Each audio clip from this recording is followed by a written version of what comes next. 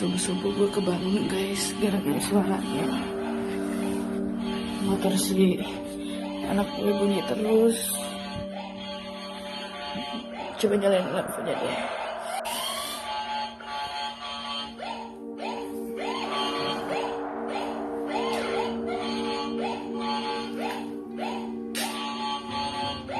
Kok di depan kasur aku tuh kayak ada yang jalan. Cuman aku pikir apa ya gitu kan. Oh ya udah mungkin bangun tidur kali ya gitu kan. Terus kedua kali dia lewat lagi Kak, depan aku jelas banget. Abis lewat di situ, kelewat lagi ke arah pintu dan itu rambutnya panjang banget, bener-bener panjang, nembus ke atas pintu. Itu jelas banget Kak. Itu aku langsung lempar handphone aku langsung bangunin adekku dari kasur aku loncat, bangun deh, aku lihat cewek. Ibu itu sehat, ibu itu baik banget Kak. Meninggal tiba-tiba.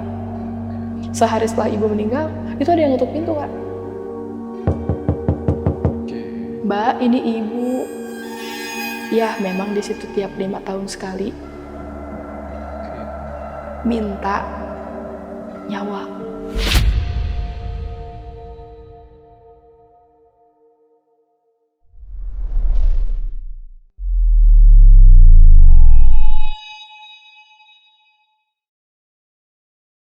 Tinggal di kontrakan angker di daerah Bekasi dan hampir kehilangan nyawa. Tapi sebelum masuk ke ceritanya, buat pasukan Antara Malam, komen dulu di kolom komentar kalau kalian sekarang ini lagi ngapain sih, lagi pacaran kah, lagi makan kah, atau lagi ngapain.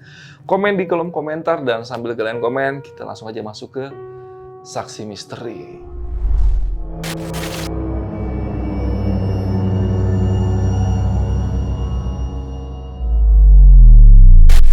2022, narasumber kali ini akhirnya memutuskan pindah dari kontrakan tersebut karena teror yang terjadi di rumah tersebut itu makin hari makin parah, bahkan hampir merenggut nyawanya dan juga anaknya.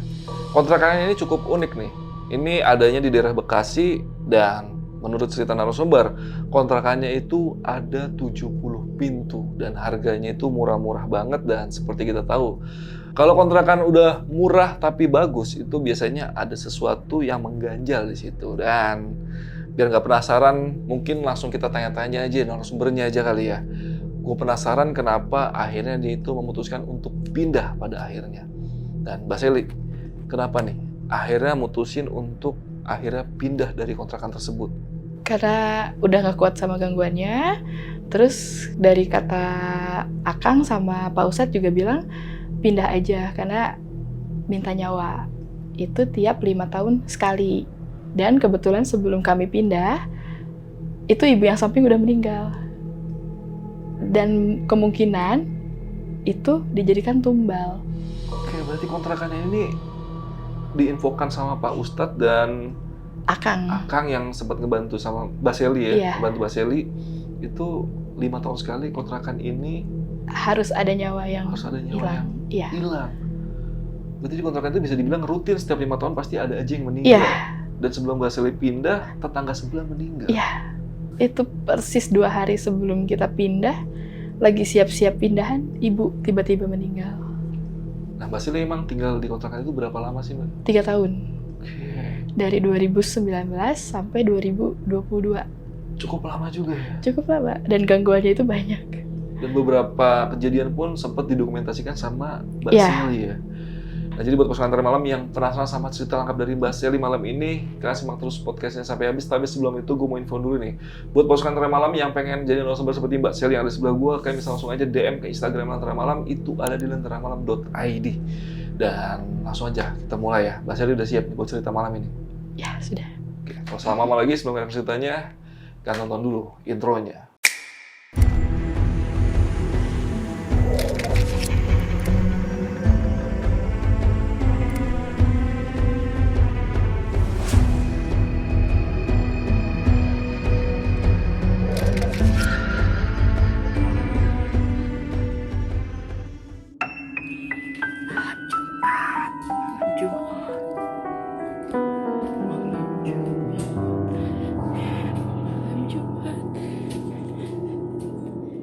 Dari awalnya tuh aku kayak tinggal di situ sama adik angkat aku, sama anak aku yang usia setahun waktu itu.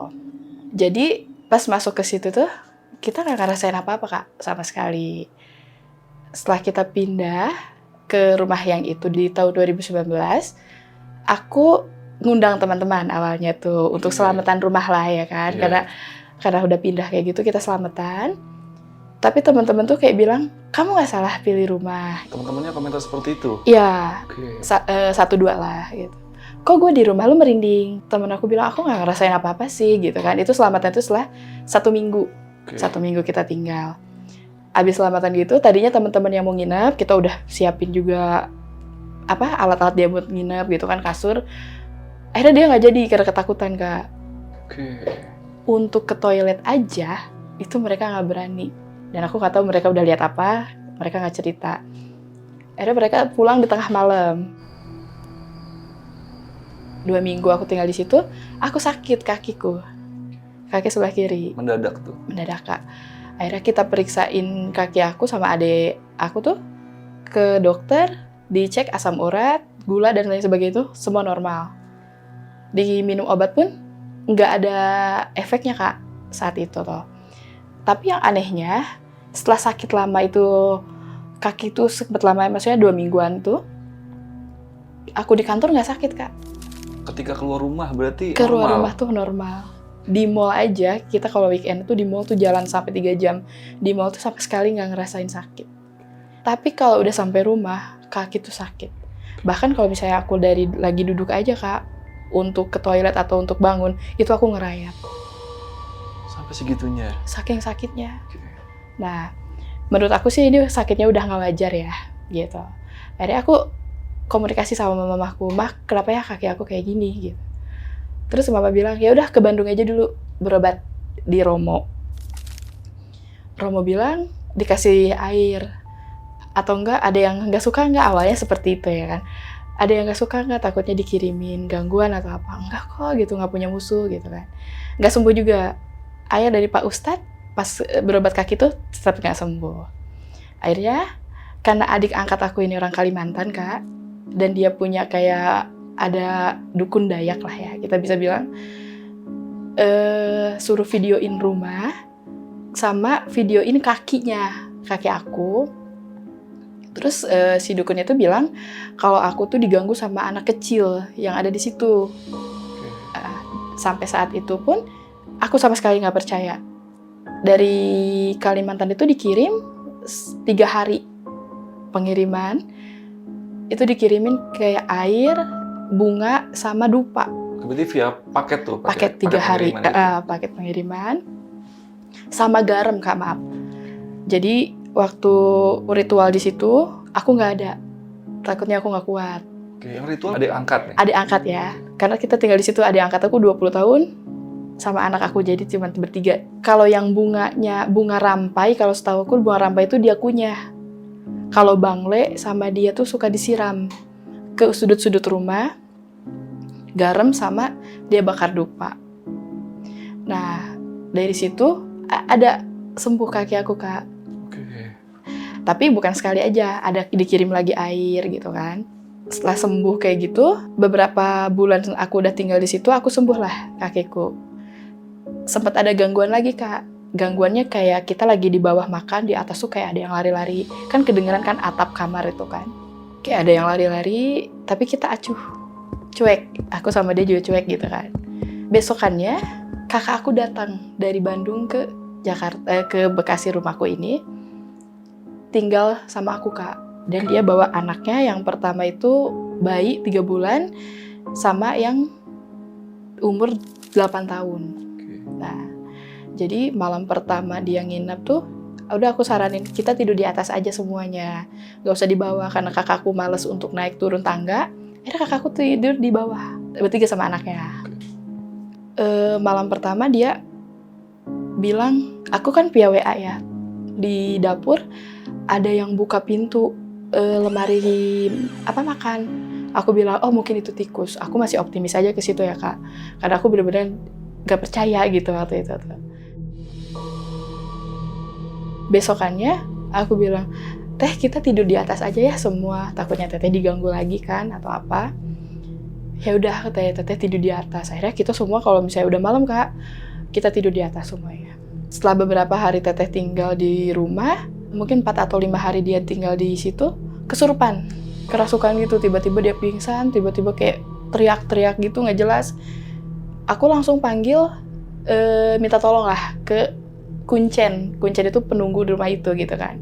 Pengurus rumah itu, nggak lama dari situ, si Kuncennya itu suka ngelemparin garam yang keras itu Kak. Bukan kalau kita masak kan garamnya halus ya, kalau ini keras. Garam kasar gitu. Dilemparin ke atas, baru teteh aku sadar. Teteh aku pulang ke Bandung, dari situ gangguannya ada lagi. Nggak berakhir dari situ teteh aku.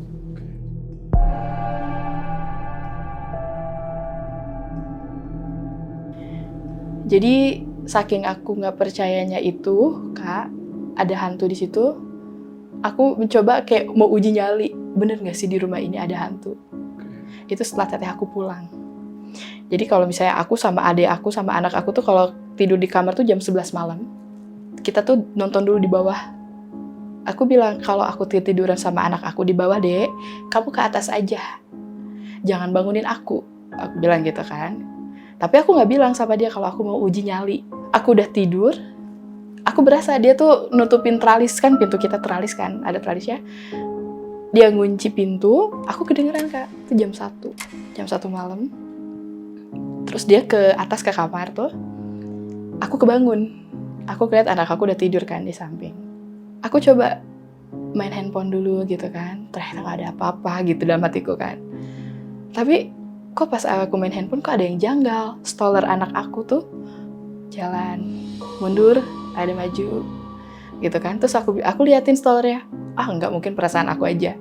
Tapi aku hitung di lantainya itu, karena aku suka iseng kan hitung lantai, berapa dari jarak lantai ini, ternyata bener jalan sendiri. Dah dari situ aku masih kayak, oh mungkin kipas angin kali ya gitu kan. Tapi kan stroller berat gitu kan. Nah, akhirnya aku masih tetap diem.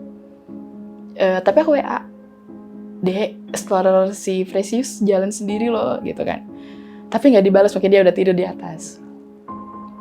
Nah, dan yang paling jelasnya waktu itu, aku lagi duduk Kak, tiba-tiba si boneka itu kayak terbang, jatuh gitu. Tapi kan kalau misalnya kita jatuh langsung jatuh gitu ya, ini terbang kayak gitu dulu baru jatuh.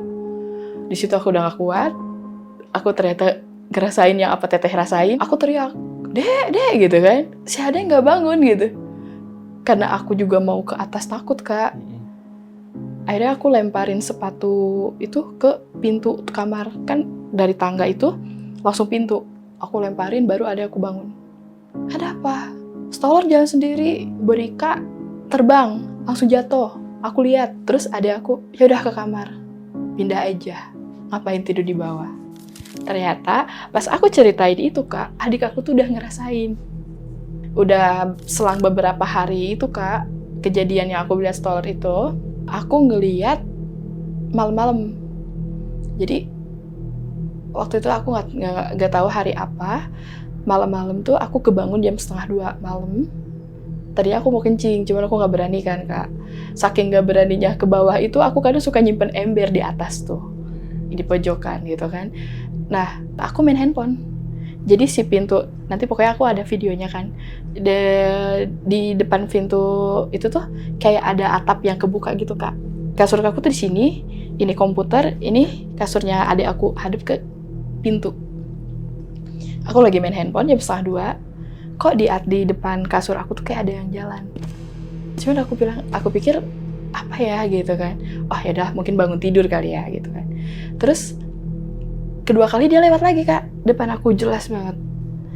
Abis lewat di situ, kelewat lagi ke arah pintu, dan itu rambutnya panjang banget, bener-bener panjang, nembus ke atas pintu. Itu jelas banget Kak.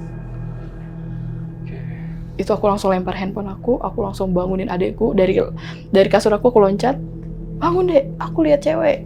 Akhirnya ada aku, apa katanya? Atau aku lihat cewek, pokoknya rambutnya panjang banget. Terus adek aku, serius? Lihat? Iya. Akhirnya aku ninggalin anak aku tidur di samping, terus kita ke saklar lampu. Kita nyalain lampu, matiin. Nggak ada ya, kita nyalain. Nyalain lagi, Kak. Nyalain lagi, kedua kali nggak ada. Matiin lampu ketiga kali, ada bayangan besar banget. Saya tidak tahu itu apa. Di lokasi yang sama dengan perempuan itu? Ya, gede banget, Kak. Akhirnya kita berdua teriak. Kita mau ke bawah pun kita takut. Karena di bawah pun kayak suka ada teror. Maksudnya kayak anak kecil mainin atau apa gitu kan. Di atas pun kita cuma bisa diem aja. Itu jam 2 malam, Kak. Akhirnya kita tidur bertiga dari satu kasur itu. Kita tidur bertiga. Bener-bener ketakutan, Kak. Kayak keringat dingin keluar gitu kan. Terus aku bilang, kita pindah ya, Dek. Kita cari rumah lagi. Aku nggak sanggup. Aku bilang, karena aku udah ditampakin. Ini nggak wajar gitu kan. Akhirnya ada bilang, udah nggak apa-apa. Masih tetap dia nyangkal nggak apa-apa. Ya kan. Nah, besokannya kita abis lihat itu, kita sering ngomong dong ya kan. Kayak masuk, pindah yuk, pindah gitu kan. Cuman dari situ tuh kayak ada gangguan lagi, Kak. Gangguannya kita maghrib mau makan. Handphone itu ditaruh di raka. Itu pokoknya maghrib deh, udah selesai adzan kita makan, handphone kayak dilempar, Kak. Itu bukan jatuh, bukan apa, dilempar. Ini kita gangguannya bener-bener gak wajar, kita pindah, kita cari. Itu maghrib itu kita cari, Kak, rumah yang di luar komplek ini. Kita cari, abis cari gitu, tetangga yang sebelah kan kita nggak pernah bertetangga gitu, ngobrol gitu kan. Aku berani bilang, Mbak, ada nggak kontrakan yang deket-deket sini ya, gitu kan, buat kita. Kita udah nggak sanggup tinggal di sini, kita mau pindah. Kenapa? Kita digangguin. Terus kata yang samping, jangan pindah dong, nanti kita sepi. Sebelum kalian di sini tuh ini 3 tahun kosong. 3 tahun, Kak, kosong. Sedangkan kita pas pindah ke situ aja, bilangnya itu kosong baru 1 minggu. Kita percaya aja. Ya, berarti pemiliknya berbohong ya? Berbohong. Pemiliknya sih nggak pernah ke situ, Kak. Oke, yang ngelolanya berarti Ngelola ya.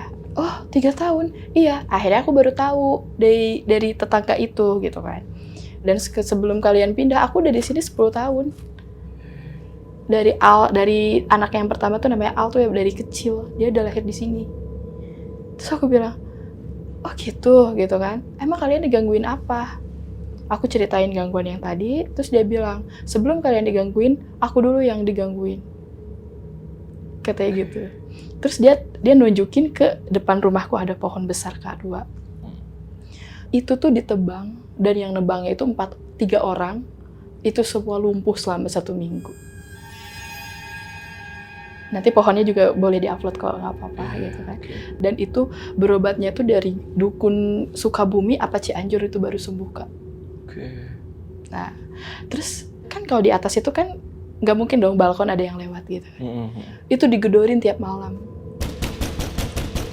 Itu serem banget, Kak. Rumah aku tuh bener-bener serem banget. Kalau kuntilanak terbang, aku udah pernah lihat. Kata si tetanggaku yang samping ini. Kalau kuntilanaknya terbang itu kayak suara spray digelebetin gitu. Itu suaranya jelas banget. Kayak gitu kan. Nah, habis itu, aduh, kayak Kak, aku pindah aja. Aku bilang gitu kan. Aku nggak sanggup lagi kalau dengar cerita ini. Aku bilang gitu kan.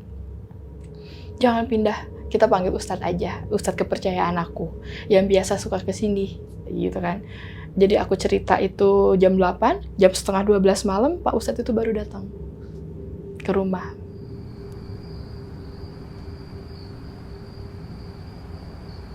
Pas begitu nyampe, Ustadz ngeraba pintu, ngeraba tembok. Aduh, banyak. Loh, aku kan kaget. Banyak apa? Aku bilang gitu kan. Terus aku sama Pak Ustadz ini belum ngobrol. Belum ngobrol kayak kejadian aneh. Tapi Pak Ustadz ini udah tahu kejadian-kejadiannya. Akhirnya Pak Ustadz bilang, saya boleh minta air 1 botol atau 2 aja. Katanya gitu kan. Ya udah, akhirnya kita beli air botol 2, Pak Ustadz bilang, saya boleh ke atas? Oh ya boleh, nggak apa-apa. Ke atas, jadi ada Pak Ustadz sama ini, Kak, temannya 1, mungkin asistennya atau apa gitu kan. Pak Ustadz di atas, aku nganterin tuh, Kak, Pak Ustadz duluan kan. Aku di tangga. Itu pas Pak Ustadz datang, itu panas banget. Padahal rumah aku tuh dingin banget. Dingin banget. Hawanya jadi panas. Hawanya panas. Dan aku gak kuat. Pak Ustadz di atas, itu kesurupan nih, Kak. Teriak-teriak. Ustadznya Pak teriak. Ustadznya. Terus nginjek, kayak nginjek gitu. Kayak yang kita suka denger di bawah. Suka ada lari-lari, kayak gitu. Kesurupan, aku turun. Aku, tetanggaku, anakku, sama adik angkat aku di bawah. Nunggu. Mereka kenapa ya? Gitu, Kak. Di atas Pak Ustadz gitu kan. Udah gak apa-apa, Kak. Aku juga dulu kayak gitu kok. Nanti kita doain aja rumahnya biar gak ada gangguan lagi. Ya udah aku percaya gitu kan. Terus Pak Ustadz jadi atas masih teriak-teriak, asistennya turun ke bawah. Katanya Pak Ustadz di atas lagi sholat, lagi didoain.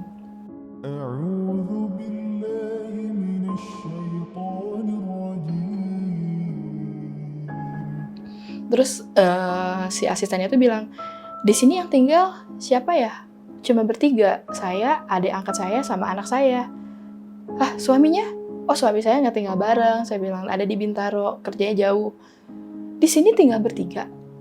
Dengan kondisi rumah seperti ini, kata si asistennya itu kan. Iya. Kuat kalian, katanya. Enggak. Saya bilang gitu kan, saya kuat-kuatin aja, gitu kan. Wah, ini hantunya yang di atas luar biasa loh. Dibilang jahat dia ngeganggu, katanya. Tapi kalaupun jahat, dia minta darah, kata si asistennya. Nah, nggak lama, Pak Ustadz turun. Ngomongnya gini, engkongnya udah meninggal ya? Katanya gitu, Kak. Engkong siapa? Saya bilang, ya engkongnya anak ini. Engkong, aku kan nggak ngerti ya engkong. Enggak, kok masih hidup? Saya bilang gitu kan. Terus, saya ketemu engkongnya kok di atas.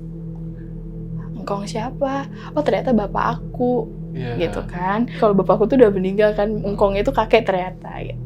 Oh iya, bapakku udah meninggal. Oh iya, katanya. Ini cuman dia nggak jelasin, Kak, nggak menjelaskan. Cuman dia ngejelasinnya kayak ini air kamu mandiin, udah mandiin setengahnya diminum aja. Kalau nggak dimandiin disiramin aja. Basili yang mandi? Iya, berdua sama anak gitu kan. Anak cuman di ini aja, Kak, di apa namanya? Dibasuh aja. Kan. Nah, terus ini sih gangguannya emang luar biasa ya, Kak. Saya udah bisa ngerasain, kata Pak Ustadznya tuh. Cuman kita lihat 3 hari atau 4 hari, kalau misalnya masih ngeganggu, saya bakar ya. Tanya gitu. Saya pikir mau bakar apa gitu kan? Bakar rumah itu. Oh, aku pikir mau bakar rumah. Bukan, saya usir dengan cara saya bakar, katanya gitu kan. Oh ya, nggak apa-apa Pak Ustadz, yang terbaik aja, yang penting dia nggak ngeganggu. Karena kita bertiga di sini udah betah. Pak Ustadznya udah ngedoain saat itu. Pak Ustadznya tuh bener-bener kayak mau bantu kita banget, Kak. Dibayar tuh nggak mau sama sekali Pak Ustadznya tuh. Sedangkan Pak Ustadz malam-malam gitu kan, jauh, nggak mau. Terus Pak Ustadznya bilang kalau ada apa-apa, kabarin aja yang samping rumah, itu udah ada nomor saya, nanti saya kesini pasti, katanya gitu kan. Atau enggak nanti kita di sini buka pengajian aja, pengusiran atau apa gitu kan. Oh iya Pak Ustadz, aku coba ngobrol sama tetangga lagi. Kak, kayaknya kita udah nggak usah pindah deh gitu kan. Kita coba dulu aja. Iya Kak, pokoknya jangan pindah, aku kesepian nanti. Udah kejadian itu, Kak. 2 hari setelah Pak Ustadz dari rumah, itu sama sekali nggak ada kejadian aneh lagi. Aman. Aku kira, oh ya udah deh aman gitu kan. Nah, hari ketiga atau hari keempat Pak Ustadz setelah ke rumah, kita itu di jam 7-an itu kita lagi nonton, jam 7 malam, itu kayak bau kebakar gitu, kabel kebakar. Adik aku sampai lari ke atas, cari bau apa ini gitu kan. Aku di dapur, gas kok nggak nyala gitu kan. Toilet juga nggak nyala, tapi ini bener-bener bau banget, Kak. Oke, kita udah gitu, nggak ada kan yang nggak kebakaran, nggak. Keluar kita lihat token semuanya aman. Apa kita bilang ya ke samping bau kebakar? Terus kata yang samping, Kak, istighfar aja, doa-doa aja. Oh gitu ya? Ya biasanya katanya kalau misalnya bau kayak gitu lagi ada. Oke, aku bilang oke aja gitu kan. Kita lagi ngobrol sama yang samping gara-gara bau itu, tiba-tiba anak aku ada yang narik, Kak. Itu anak lagi ngapain? Lagi di samping? Lagi di samping, ditarik, Kak. ini sampai berdarah. Terus kita kan ngobrol di samping rumahnya dia. Kita itu ngobrol tuh di atas akar pohon yang gede itu, Kak. Kita jadiin kayak meja sama tempat duduk kan. Saking gedenya pohon itu, kita ngobrol di situ. Anak aku lagi berdiri, ditarik. Aku nggak ngelihat anak aku, tapi anak tetangga aku yang pertama itu ngelihat. Ih, Precious ditarik. Aduh, aku bilang, wah ini udah gangguannya udah ke fisik maksud aku gitu kan. Anak aku juga teriak-teriak, nangis. Abis digendong, kita bilang lagi ke Pak Ustadznya. Pak Ustadznya bilang nggak apa-apa. Tapi Pak Ustadznya nggak datang saat itu. Karena aku juga nggak enak, tiap ada gangguan masa Pak Ustadz harus datang gitu kan. Nah, setelah kejadian itu, beberapa hari itu, karena aku pikir ini udah biasa, Kak. Jadi aku cuek lagi aja gitu kan. Udahlah, positif aja lah, nggak ada apa-apa. Terus aku suka, kalau misalnya ada bunyi atau apa, aku suka teriak. Diam ya, jangan ganggu, kita beda alam. Aku suka ngeberaniin diri gitu kan. Kita udah pada tidur semuanya, Kak, di atas. Ini setelah kejadian kayak gitu ya, yang tadi. Kita tidur di atas itu, aku tidur duluan. Tapi semenjak kejadian kayak gitu, jadi kasur kita tuh didempetin, Kak, semuanya. Jadi 2 kasur, kita berdekatan gitu kan tidurnya. Jam 12:30 malam, di bawah tuh kayak ada aktivitas. Mainan anak-anak, pada bunyi. Terus bola, kayak ada yang mainin bola basket. Adekku bangunin aku, Kak. Bangun. Katanya, kamu denger nggak di bawah ada yang lagi main? Ada yang lagi main. Aku nggak kedengeran, Kak. Cuman aku diem dulu. Oh iya, ternyata mainan yang dorong-dorong itu kedengeran. Ada mainan yang ke anak-anak tuh, dorongan, tapi bunyi. Sama sepeda yang pakai baterai kalau kita inin bunyi. Terus aku ke bawah dulu ya, aku cek, kata adek aku. Jangan, aku takut di atas gitu kan. Yaudah kita ke bawah bareng-bareng. Tapi tunggu, aku siapin dulu HP, aku mau video. Supaya kalau kita cerita ke orang-orang percaya. Kalau kita diganggu. Karena kan biasanya kebanyakan orang kita cerita tuh pada nggak percaya. Subuh-subuh gue kebangun, guys, gara-gara suaranya. Motor si anak gue bunyi terus. Coba nyalain lampunya deh.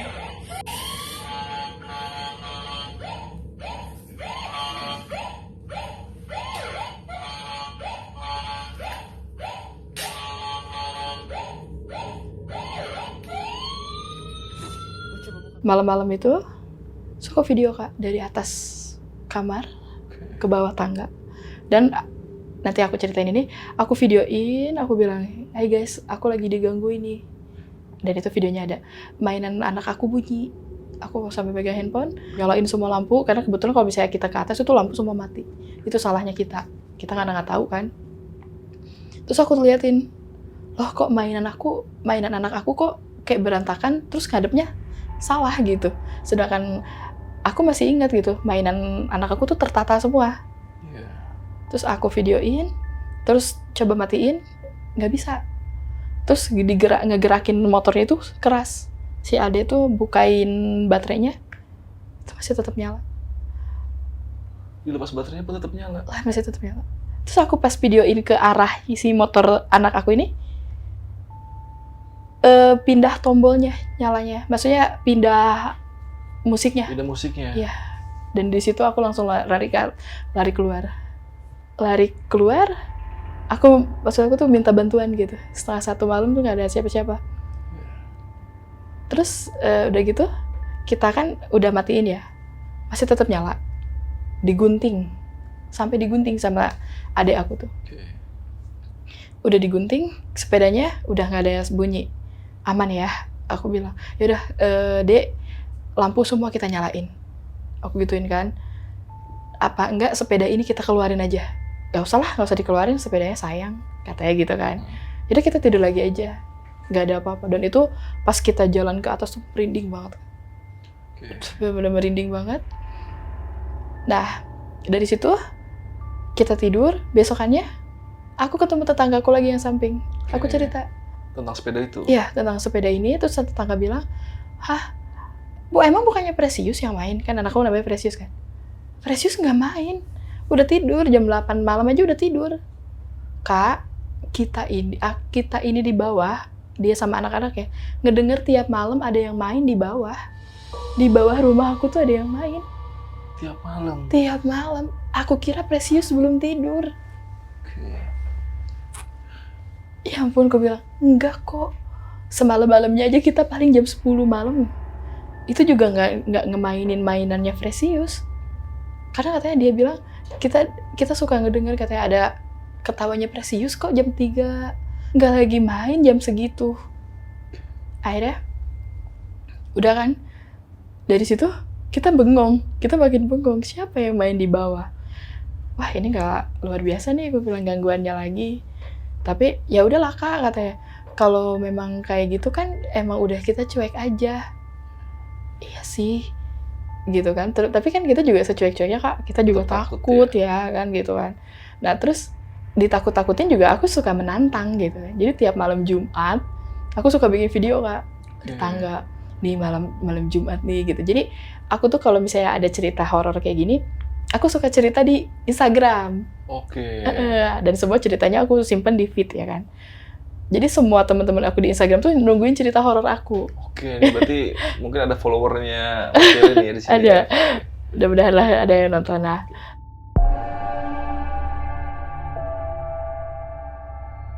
abis dari videoin kayak gitu, ada lagi kejadian yang lebih, menurut aku ini lebih kayak udah nyawa sih. Oke. Jadi kita itu dari kejadian semuanya itu kita anggap biasa aja gitu kan. Tapi waktu kejadian maghrib Kak, ini tuh kita mau ke tangga. Sedangkan tangga kita itu kan nggak ada palang ininya ya, nggak ada pegangan atau apapun. Kita mau lewat dari tangga tuh kayak ada yang halangin kok. Kayak mau naik ke atas mental. Kayak ada orang yang bener-bener di situ gitu. Padahal nggak ada apa-apa. Adik aku itu bilang, kok gue nggak bisa ke atas ya? So aku bilang, nggak berani aku ke atas jam segini. Itu maghrib ya. Abis itu, adikku bilang, kamu deh ke atas coba. Bener Kak, kayak ada yang ngehalangin gitu. Maghrib. Dan kita saat itu nggak tidur di atas dulu, di bawah. Akhirnya, aku cari bantuan Kak. Cari bantuan ke orang spiritual di Instagram. Orang indigo lah bisa dibilang. Nah, terus aku DM, aku minta bantuan Kak. Saking aku udah gak kuatnya. Karena yang DM tadi si Akang itu gak dibalas lama, akhirnya Pak Ustadz datang.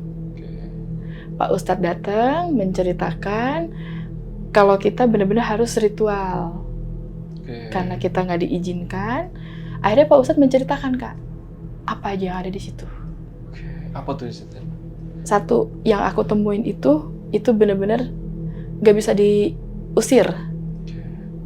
Karena dia sebelum bangunnya rumah itu tuh dia udah ada di situ. Terus yang kedua, kalau anak kecil itu anak bayi pernah ada di situ tuh di rumah itu, kata Pak Ustadz baru lahir dikubur hidup-hidup Kak. Karena di rumah itu tuh sebelum mereka bangun rumah itu tuh rawa-rawa, kebun, pohon-pohonnya besar-besar. Berarti dikubur hidup-hidup itu kemungkinan yang nampakin anak kecil itu? Mungkin bisa jadi. Terus sama ada yang kontrakan atau gimana? Itu sebelum jadi kontrakan ya. Jadi kontrakan itu dibangun pas kita di situ tuh baru 15 tahun. Jadi sebelum dibangun itu tuh rawa-rawa ada yang, dan yang pas itu identitasnya tidak ditemukan. Berarti dulu tanah kosong mungkin. Tanah kosong, banyak pohon ya kan, rawa-rawa, kebun lah ya, bukan rawa-rawa mungkin. Ada yang dan ada yang nanam itu si bayi lahir itu. Kayak gitu.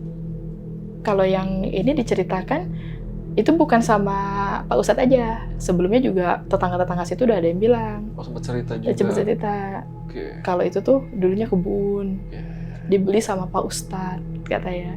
Dibangun kontrakan 70 pintu sekarang. Oke, tapi ini ustadz yang beda sama yang Beda. obatin gitu. Kalau ini yang kemarin yang cerita ini tuh Pak Gojek justru. Oke. Wah, saya kenal nih, Bu, sama yang punya Pak Haji. Dulu sebelum Pak Haji beli tanah ini nih, ini rawa, kebun kosong, banyak pohonnya. Ada yang mati juga nih, itu kasarnya ya. Iya. Kan kita udah tahu dari Pak Ustadz gitu, kasarnya dari Bapak Gojek ini gitu. Ada yang mati nih di sini. Cewek kayak gitu. Berarti bisa dibilang perempuan yang dulu meninggal dan mengakhiri hidupnya di kebun itu atau di sebelum kontrakan itu dibangun itu adalah sosok yang nampakin diri ke Mbak Sally. Iya, bisa jadi, Kak.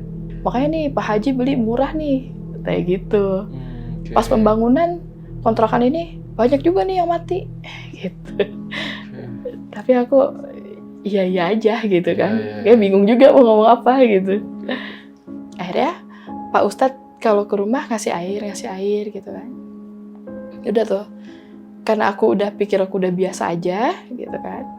Ya udahlah, kalau emang nggak bisa, aku juga pindah juga nggak bisa karena udah terlalu nyaman rumah itu, Kak, gitu. Akhirnya teteh aku ini setelah kejadian itu kakakku datang Oke. dari Bandung ke Jakarta lagi. Yang waktu itu nginep. Ya waktu itu nginep. Oke. Tetehku tuh di rumah itu sakit badan, Kak, ceritanya. Sakit badan, terus aku cari-cari tukang urut. Nemu di Facebook, tukang urutnya nenek-nenek. Oke. Datanglah. Assalamualaikum katanya. Waalaikumsalam, masuk Nek. Astagfirullahaladzim. Tiba-tiba ngomong gitu, Kak. Si nenek itu. Si nenek-nenek itu sama anaknya masih 20 tahunan lah. Teh, ini yang tinggal di sini siapa? Saya sama adik angkat saya. Ini teteh saya lagi bertamu aja, cuma 2 hari ini ada acara. Kenapa? Aduh, ada pocong. Apa sih gitu kan? Karena aku juga nggak percaya juga. Pak Ustadz bilang kuntilanak. Terus Pak Ustadz bilang anak kecil yang udah tua. Ini satu lagi pocong. Terus teteh aku diurut, ini mah sakitnya juga kayak sakit ketempelan. Nah terus si tukang urut itu suka ngomongin mistis di rumah. Aku makin nggak percaya. Dalam hatiku, kamu kesini buat ngurut, bukan buat ngeliatin rumah gitu kan. Terus si tukang urutnya itu minta air sumur. Terus aku bilang, di sini air sumur nggak ada air keran. Ya udah nggak apa-apa, minta dong katanya. Saya sebelum ngurut saya ritual dulu ya.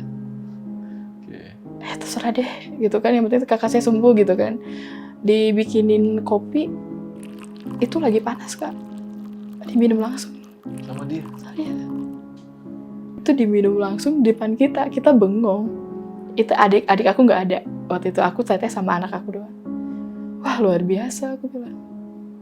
Nah abis itu aku nggak manggil tukang urut lagi kan, dia pulang kan. Dia bilang hati-hati ya, hati-hati.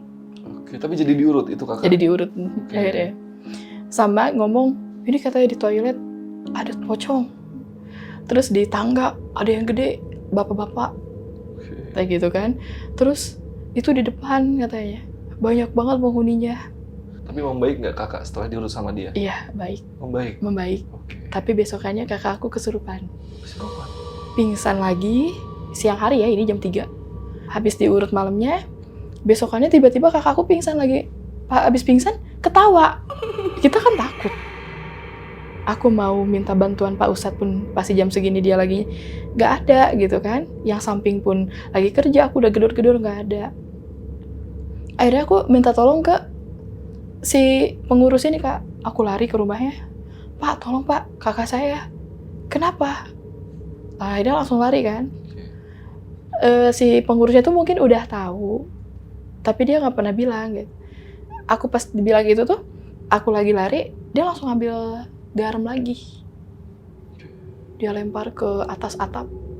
Padahal aku belum ngomong kalau teteh aku kesurupan tuh, aku belum ngomong. Kok dia udah tahu gitu harus ambil garam gitu. Itu yang aku bikin bingung gitu kan. Terus teteh aku dilempar garam juga sama dia. Baru sadar. Terus aku bilang, teteh kenapa? Astagfirullahaladzim, teteh berat banget tadi di sini. Teteh pulang ya. Dari situ teteh aku pulang dan gak kuat. Oke, langsung pulang tuh. Langsung pulang. Akhirnya teteh pulang. Terus aku ceritain sama adik aku, ini gimana nih? Ini gangguannya makin parah. Kita masih mau bertahan di rumah ini. Kita mau mati semua di rumah ini. Aku suka sampai kayak gitu. Terus adik aku tuh bilang, ya udah, kita tetap bertahan. Nanti kita cari dukun yang benar-benar ahli. Kata aku, ya udah, kamu yang bertahan di sini, aku yang pindah. Sampai kayak gitu kan aku. Karena di sini yang luka tuh bukan kita aja, tapi tamu di sini juga semua kayak luka. Aku udah lihat jelas banget teteh aku sampai pingsan. Akhirnya kita cari kontrakan Kak, cari rumah lagi, tapi kita belum ketemu. Akhirnya kita kayak, ya harganya segini ya, kontrakan kita kan harganya 2 lantai 1,5. Di sini harganya 1 juta tapi cuma 3 skat kumuh. Akhirnya kita bertahanlah di rumah yang ini gitu kan. Kejadian lagi malam-malam itu kita suka style musik India. Anak aku lagi joget Kak. Aku videoin sambil setrika. Anak aku rambutnya ditarik. Ditarik itu jelas banget. Sampai aku edit videonya itu, takutnya anak aku pas di video itu kesandung atau apa gitu kan. Nggak ada. Di kakinya tuh nggak ada apa-apa, nggak kesandung. Ini ditarik, rambutnya aja ketarik. Ditarik kepalanya, dan itu jelas banget. Dan aku marah sama adik aku. Kamu lihat deh, anak aku sampai ditarik. Kalau di belakang nggak ada bantal, itu kepalanya kena lantai, pasti luka. Ayo pindah. Aku gituin. Nggak apa-apa di tempat kumuh. Yang penting kita masih kayak aman gitu, nyaman gitu, tenang gitu. Akhirnya aku bilang sama tetangga, kakak, aku kayak harus pindah. Aku nggak kuat. Aku bilang, terus kayak tetangga aku tuh bilang, gini aja deh Kak, jangan pindah. Kemarin mainan Precious yang bunyi mana? Itu di dalam, keluarin. Mungkin si hantu ini suka sama mainan itu, makanya masih ngeganggu Precious. Si mainannya motor-motoran dikeluarin Kak. Dipasangin CCTV yang kamera ya, kamera yang kecil buat videoin itu sepanjang malam. Tetangga aku ngelihat si sepedanya itu jalan, muter, terus udah gitu kadang sepedanya itu habis muter balik lagi, kayak ada yang dijalanin. Ada yang naikin. Ada yang naikin. Terus udah gitu videonya itu kelihatan Kak, kayak ada orang yang lewat, rambutnya tuh panjang banget. Kayak nyisirin kan di kami itu, di depan kami tuh masih ada pohon. Daunnya tuh suka jatuh-jatuh kan. Jadi rambutnya tuh nyisirin daun. Itu jelas banget di video. Di kamera cam kalau nggak salah, aku tuh lupa. Dashcam kali ya? Dashcam ya, iya kayak gitu. Jelas banget. Terus besok paginya aku ngeliat kan sepeda aku taruh di depan rumahku. Kenapa jadi di ujung? Posisinya udah berubah, tapi aku belum lihat video itu. Siangnya, yang samping ke rumah. Kakak, tahu nggak sepedanya? Di kakak videonya kita lihat, bareng-bareng kita lihat. Astaga, sampai kayak gini. Suka nyalahin diri aku sendiri. Kenapa aku masih bertahan gitu? Sedangkan anak aku aja udah pernah luka, aku udah pernah ditampakin. Aku marah sama adik aku, ayo pindah. Aku udah pernah bilang berapa kali pindah, tapi kamu nggak percaya. Karena sudah saking nyamannya Kak di situ. Kan. Udah kejadian itu, ada lagi kejadian Kak, malamnya. Itu aku nggak bisa tidur sama sekali. Kebayang-bayang yang di bawah gitu kan. Kebayang-bayang yang di bawah, ngedenger ada sapu lidi yang nyapu halaman. Nah, karena emang di tempat kita itu ada tukang sapu, tukang sampah gitu kan. Terus aku bangunin adekku. Dek, ada yang nyapu di bawah jam segini. Terus kata adekku, nggak mungkin lah tukang sapu. Gitu kan. Tapi ada suaranya, aku bilang, kamu dengerin deh. Seret gitu, kayak lagi nyapu. Aku gak kuat. Aku DM si orang yang indigo ini, spiritual ya. kakak bisa minta tolong aku nggak? Aku digangguin parah. Baru dibaca, oke, tim kami dari Depok menuju ke situ. Oke. Si timnya ini. Karena kita udah nggak panggil Pak Ustadz itu karena ya emang Pak Ustadz juga bingung. Akhirnya jalan apapun aku tempuh gitu kan, kita tempuh. Jadi setelah aku DM itu, tiba-tiba timnya datang jam 2:30. 2:30 subuh berarti? 2:30 subuh, terus kita ceritain yang apa kejadian yang kita alamin sama dia. Nah, udah diceritain itu, jam 3, dia mulai buka kertas folio sama buku yang tebel itu, dia gambar apa yang ada di sini, terus apa yang ada di pintu, di toilet, di atas, dan dia cuman bilang di tangga yang paling seram. Itu ada makhluk gede banget, jempolnya aja segede lemari kamu loh yang warna putih. Aku nggak percaya dong, masa sih? Itu gede banget. Ini udah bukan hantu lagi, arwah lagi itu bukan. Ini udah jin.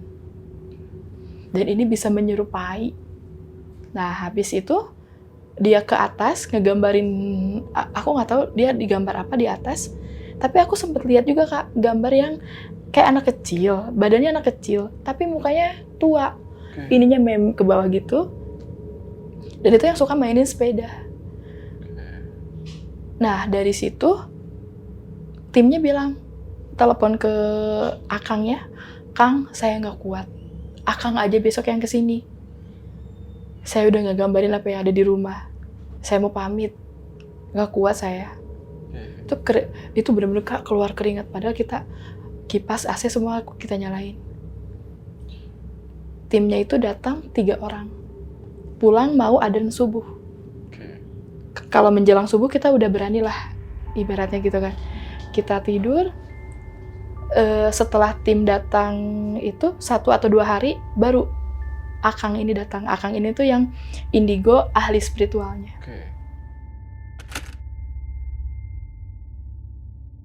Setelah datang itu kesurupan Kak.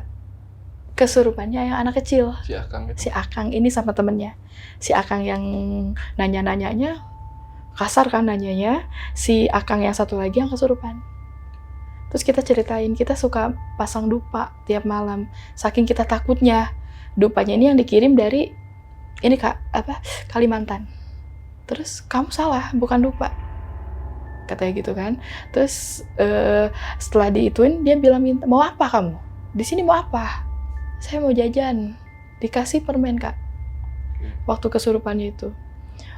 Sambil ngobrak-ngabrik ke dapur, dia makan beras. Beras yang ada di dapur. Piring sama gelas yang ada di situ dipecahin semua. Sampai berantakan. Jangan ganggu lagi ya. Tanya gitu kan. Mau apa kamu? Mau permen, mau ciki. Kita kasih. Nah, terus udah gitu kesurupan, habis kesurupan itu ke depan Kak. Ke lokasi mainan. Diberantakin semua mainan. Tadinya kita pas kesurupan kita di dalam, akhirnya kita disuruh keluar. Keluar aja. Keluar dan aku nggak tahu pas kesurupan itu mereka ngapain aja di dalam, aku nggak tahu. Kita di luar semuanya. Sampai ku gendong anak kan. Nah, terus udah gitu, habis beres kesurupan, kita semua ngobrol, pindah aja. Ini minta nyawa. Langsung to the point kayak gitu si Kak Akangnya ini. Oh gitu ya. Pak Ustadz kemarin sih, Pak Ustadz bilang minta darah. Si Akang sekarang bilang minta nyawa. Terus Akang bilang, ini bukan udah minta darah lagi. Ini udah minta nyawa. Katanya gitu kan. Ini nih si pelor. Katanya gitu. Jadi dia tuh si pelor manggilnya. Kalau si pelor ini katanya si nenek-nenek nih yang rambutnya panjang nih. Terus aku bilang, Akang ketemu tadi? Ya, itu udah tua banget itu. Lah, aku yang tempo hari aku pernah ketemu Kang. Iya, dia suka nampakin, tapi dia bukan betah di rumah kamu aja. Dia suka ke samping, kemana aja. Jadi dia nggak bisa diusir. Itu udah tempatnya dia di situ. Katanya gitu kan. Nah, akhirnya setelah kejadian gitu, terus aku bilang, Kang, ini sebenarnya beneran minta nyawa. Kalian pindah aja. sayang kan, maksudnya kayak masih pada muda, jangan sampai diteror kayak gitu. Kalau misalnya diteror, kamu tanya aja sebelum rumah kamu yang ini pindah itu, dia diteror sampai sakit jiwa. Yang tadi yang aku bilang cerita yang 3 tahun itu Kak. Jadi 3 tahun ini tuh kosong, pindahnya gara-gara sakit jiwa, gara-gara diteror terus. Tapi tetangga nggak cerita? Tetangga nggak cerita. Okay. Kita lagi proses mau cari rumah, mau pindah. Tiba-tiba pagi-pagi di depan rumah kita itu ada bendera kuning.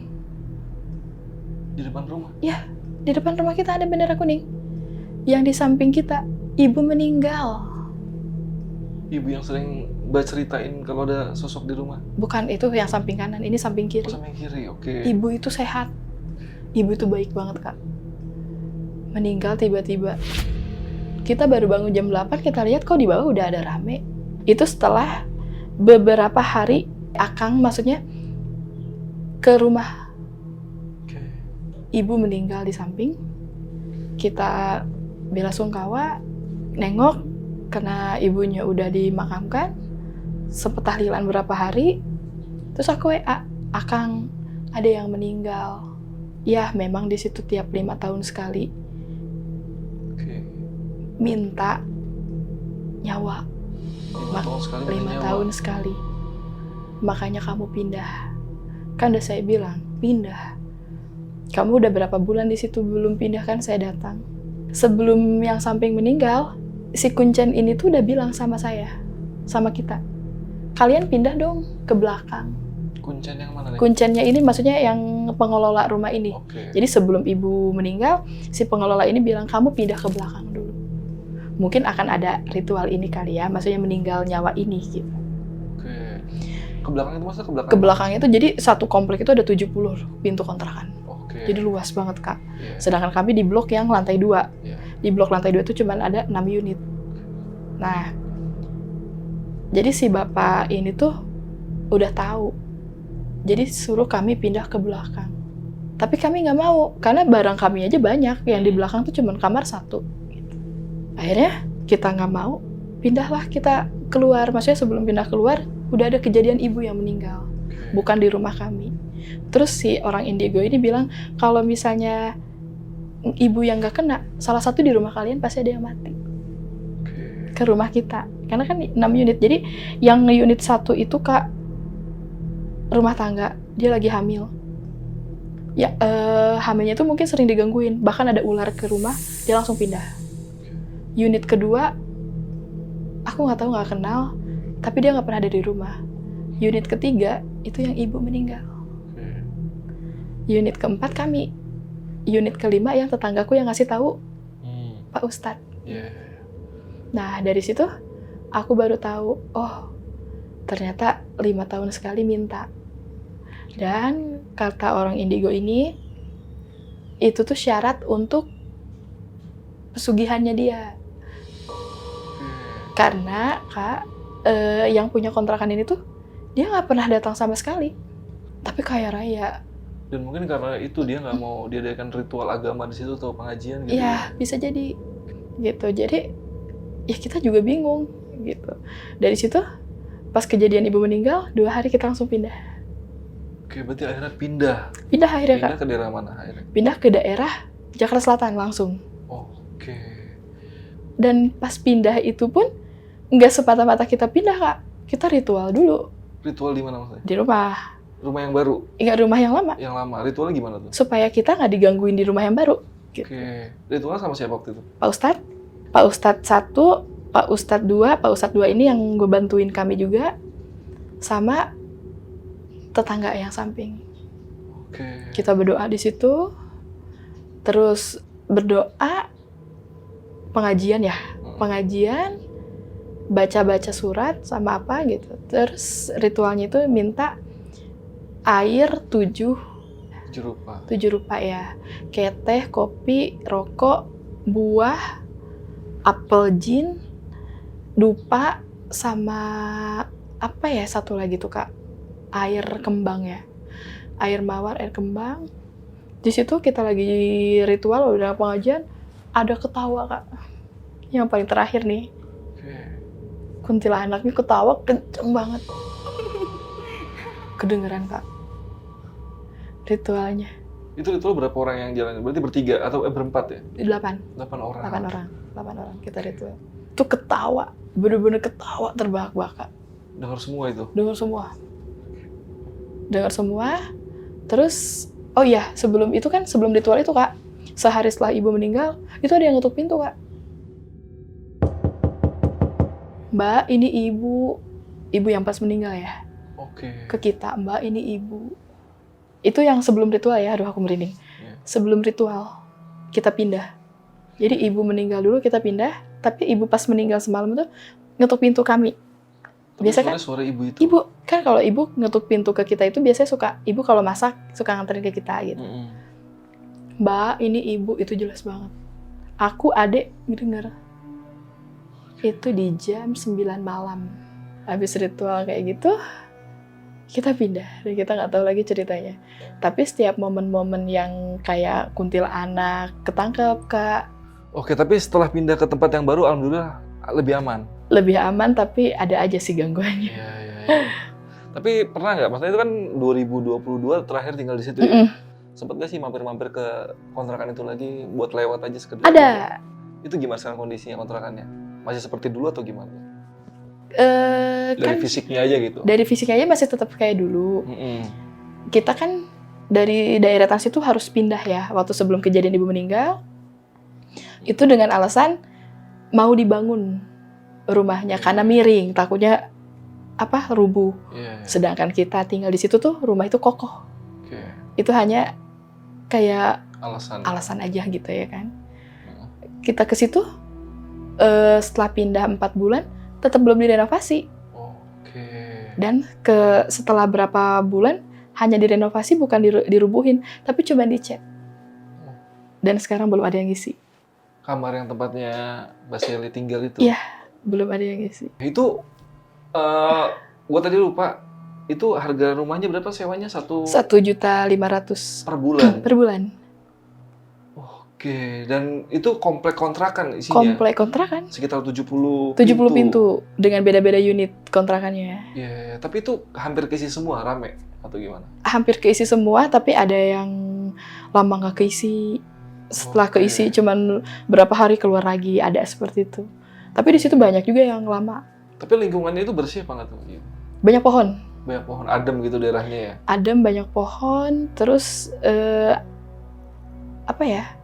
sepi gitu, Kak. Oke, sepi padahal 70 pintu di situ 70 pintu. Jadi orang-orang di situ yang tinggal tuh masing-masing. Masing-masing aja ya? Nggak pernah saling sapa atau jarang gitu. Oke, itu alasannya awal ngambil di situ kenapa Mbak Shelly itu? Maksudnya karena harganya atau karena emang nyaman tempatnya gitu? Satu, nyaman tempatnya, sepi, terus kedua murah dan 2 lantai. 2 lantai. Tadinya kan aku sama adik angkat aku tuh kos-kosan samping-sampingan, gitu kan. Karena samping-sampingan masuknya 2 juta, 1 juta, kita pindah ke situ 1,5 2 lantai, apa nggak kemurahan buat Lebih kita hemat, gitu, lebih hemat gitu kan. Dengan kondisi dengan kontrakan seperti itu, di kontrakan yang lain itu udah harga 3 juta. Gitu. Oke dah, mungkin karena ini podcastnya udah lumayan panjang juga dan mungkin ada beberapa pertanyaan yang masih mengganjal di Pasuruan Antara Malam dan belum sempat gue tanyain, mungkin kalian bisa langsung mampir ke Instagramnya Mbak Shelly aja kali ya, mungkin bisa DM atau komen di videonya. Nanti mungkin kalau Mbak Shelly ada waktu atau pas ngeliat bisa dibalas sama Mbak Shelly sendiri ya. Atau mungkin kalian bisa juga komen di kolom komentar, siapa tahu nanti Mbak Shelly mampir ke videonya sendiri, bisa balas-balasin komen kalian kalau bisa gitu, kalau lagi mampir aja ya. Dan paling saya rasa sih cukup sampai sini aja kan Mbak Shelly ya. Yaudah paling podcast kita tutup sampai sini aja. Dan buat Pasukan Antara Malam, makasih banget yang udah nonton sampai detik ini. Boleh minta like-nya kalau kalian suka sama video malam ini. Dan gue izin pamit dan Mbak Shelly juga izin pamit.